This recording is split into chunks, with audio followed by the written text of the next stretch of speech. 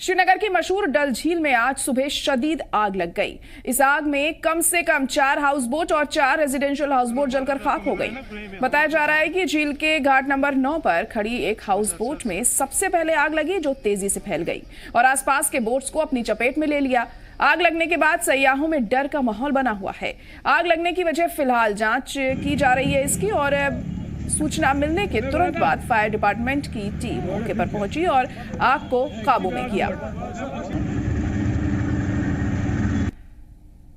यहाँ पे एक्चुअली आग 5:05 बजे आग लगी थी। तो जो ही हमें कॉल मिली तो हमने यहाँ पे टर्न आउट, उस टाइम यहाँ पे पूरा इन्वॉल्व था फायर में।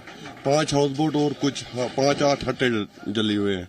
अभी तो पूरा आग का पता नहीं चल रहा अभी किस चीज से लगा है, अभी तो वो मालूम कर रहे हैं। कैजुअलिटी वगैरह सब हमने क्लियर कर दिया, टूरिस्ट को भी बचा लिया, टूरिस्टों को भी निकाल दिया हमने।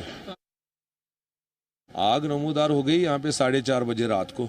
तो I think it is due to the electric shock and 5 house boats have been totally damaged and plus the residential hut is nearly about 6-7 huts, and I think they are not less than ₹20 crore. It's a loss, and this was the livelihood for all the families and source of income. So they are totally now vanished up, and we are just requesting the government that they should look forward for all the families and try to rehabilitate them and whatever the compensation is possible.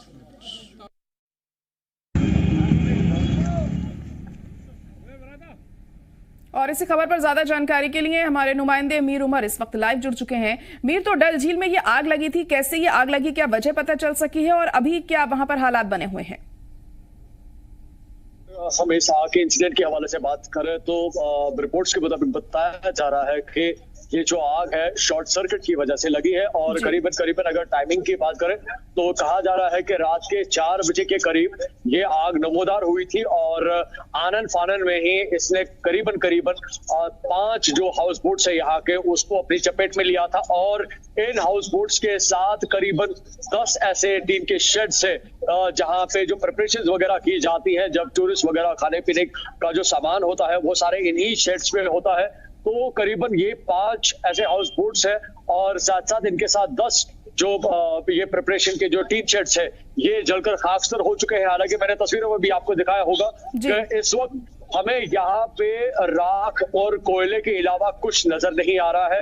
हालांकि इस हवाले से जैसे ही ये आग नमूदार हुई थी, क्योंकि ये जो लोकेशन है डल के अंदर वाले एरिया से मुंसलिक है और मेन रोड से काफी दूर है और जिसकी वजह से जो यहाँ पे फायर ब्रिगेड का जो अमला है उसको थोड़ी बहुत देरी लगी थी, लेकिन तब तक यहाँ के जो लोग हैं, यहाँ के जो लोकल्स है, उन्होंने आग को बुझाने की काफी ज्यादा कोशिशें की और कहा जा सकता है उन्हीं कोशिशों की वजह से ये जो बाकी का जो एरिया है वो बचा। लेकिन अगर इस तरह के इकदाम वक्ती तौर पर नहीं उठाए जाते तो इन 5 हाउस बोट्स के साथ जो बाकी हाउस बोट्स जुड़े हुए हैं उनमें भी आग लग सकती थी।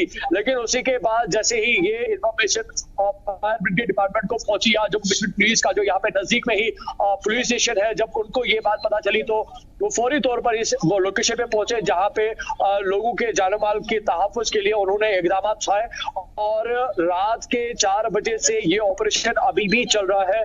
इनफैक्ट यहाँ पे एम्बुलेंसेस की तैनाती है या जम्मू कश्मीर पुलिस की यहाँ पे तैनाती है। इनफैक्ट अगर हम एडमिनिस्ट्रेशन लेवल की बात करें तो जितने भी हायर ऑफिशियल्स हैं, इनफैक्ट जो कि डीसी श्रीनगर एजाज असद है वो भी अभी कुछ देर पहले यहाँ से निकले हैं और टूरिज्म डिपार्टमेंट का जो आला जो एक वक्त है, टीम है, वो भी यहाँ पे जी बिल्कुल कहा जा सकता है जो रेस्क्यू ऑपरेशन है वो अभी भी वहां पर चल रहा है। तमाम ऑफिसर्स मौजूद है वहां पर मीर उमर, लेकिन जब ये आग लगी थी और उस वक्त मौजूद थे जो चश्मदीद वहां पर, उनका क्या कहना है कि आखिर कैसा मंजर था उस वक्त पर?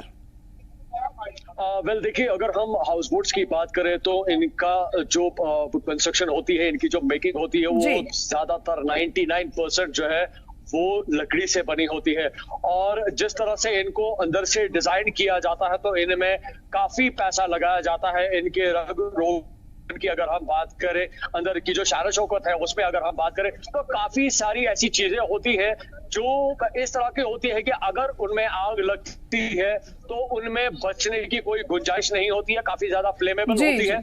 और अगर हम एक हाउस बोट की बात करें तो अगर कॉस्ट वैल्यू की बात करें तो ये करोड़ों में होते हैं। 2 करोड़ से कम कोई भी हाउस बोट आपको नहीं मिलेगा। तो अगर हम इस लागत की बात करें तो उस हिसाब से अंदाजा लगाया जा सकता है कि इसमें जो अंदर से चीजें लगी होती है या जो इसकी पूरी कंस्ट्रक्शन होती है, मेकिंग होती है, वो कितनी कॉस्टली होती है। और इसमें हाई लेवल के जो प्रोडक्ट्स है, हाई कैटेगरी के जो प्रोडक्ट्स है, इंटरनेशनल मार्केट लेवल के जो प्रोडक्ट्स है, वो इसमें इस्तेमाल किए जाते हैं, लगाया जाता है।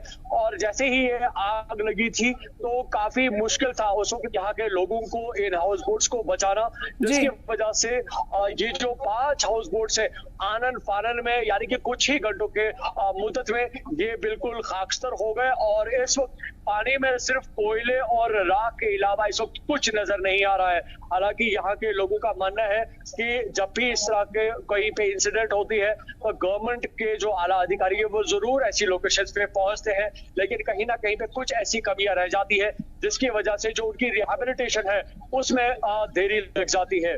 जी, तो क्या किसी के हताहत होने की भी खबर है इस घटना में या सिर्फ नुकसान हुआ है? अगर हम जानी नुकसान की बात करें तो इस तरह की कोई इंफॉर्मेशन अभी तक नहीं आई है कि किसी की जानी नुकसान या किसी का इंजर्ड, इस तरह की कहीं पे कोई खबर नहीं है। लेकिन अगर हम माली नुकसान की बात करें तो ये जो पर्टिकुलर पैच है जहां पे ये आग लगी थी, ये इस पैच में जितने भी हाउस बोट्स है, जिनका हमने कहा आपसे कि 5 ऐसे हाउस बोट्स है जो मुकम्मल तौर पर खाकस्तर हो चुके हैं, या उस वक्त जो उस आग को बचाने में कुछ जो शिकारा बोट्स का इस्तेमाल किया गया था वो कुछ बोट्स जो है वो इसमें इस आग की चपेट में आ गए हैं। और इनके साथ जो मुंसलिक 10 जो शेड्स थे जो लकड़ी के बनाए गए थे वो मुकम्मल तौर पर खाकस्तर हो चुके हैं। हालांकि मैंने आपको तस्वीरों में दिखाया होगा कि जो बच्चों के कपड़े हैं, किताबें हैं या घर का जो साजो सामान है वो मुकम्मल तौर पर खाकस्तर हो चुका है। इस वक्त एडमिनिस्ट्रेटिव लेवल पे जो डीसी साहब है वो यहाँ पे आए। जी बिल्कुल, जाहिर तौर पर अमीर उमर कहा जा सकता है कि जो लोग उस वक्त मौजूद होंगे वहां पे काफी अफरा तफरी की स्थिति देखने को मिल रही होगी। फिलहाल बहुत शुक्रिया सारी जानकारी के लिए।